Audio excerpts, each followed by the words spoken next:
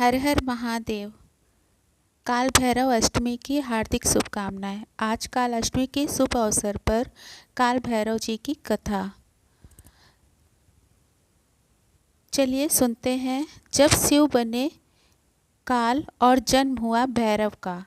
जब ब्रह्मा जी ने शिव का अपमान किया तब शिव ने अपना सबसे भयानक रूप धारण किया। एक बार ब्रह्मा, विष्णु और महादेव तीनों देवताओं के बीच चर्चा हुई। सृष्टि में सबसे श्रेष्ठ कौन है? ब्रह्मा जी ने गर्व से कहा, मैं ही सृष्टि का सृजन करता हूँ, सब मुझसे ही उत्पन्न होते हैं। शिव मुस्कुराए और बोले, सृष्टि की रचना ही नहीं, उसका पालन और संहार भी आवश्यक है। इसलिए श्रेष्ठता अहंकार से नहीं, कर्तव्य से मापी जाती है। परंतु ब्रह्मा जी का अहंकार बढ़ गया। उन्होंने यह तक कह दिया कि मैं ही ईश्वर हूँ और शिव मेरी पूजा करें। यह सुनकर शिव जी ने मौन धारण किया। उनका मौन ही उनके क्रोध का संकेत था। वह संयमित क्रोध जो सृष्टि को संतुलित करने के लिए होता है। काल भैरव का प्रकट होना। शिव के भ्रूभंग भवों के बीच से एक तेजोमय अग्नि रूप निकला। वह था काल भैरव, जो स्वयं शिव का क्रोध था।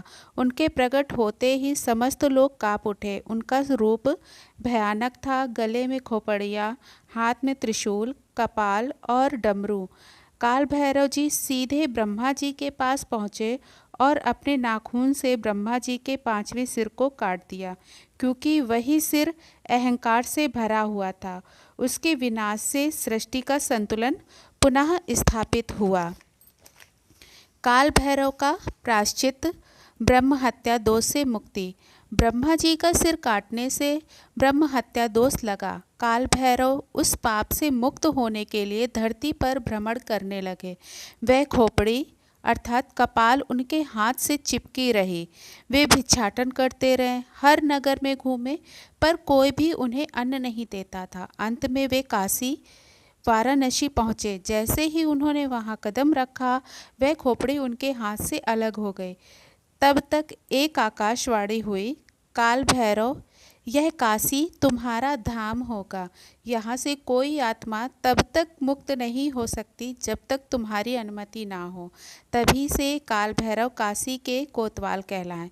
काल मतलब समय, भैरव मतलब जो भय को नष्ट करे, अर्थात जो समय पर नियंत्रण रखे और भय का अंत करे, वही काल भैरव है। वे समय, कर्म और मृत्यु तीनों के अधिपति हैं।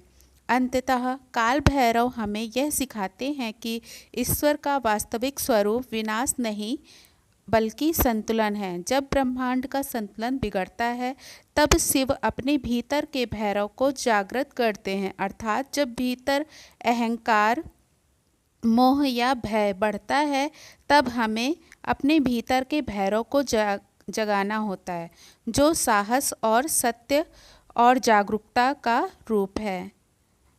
हर हर महादेव।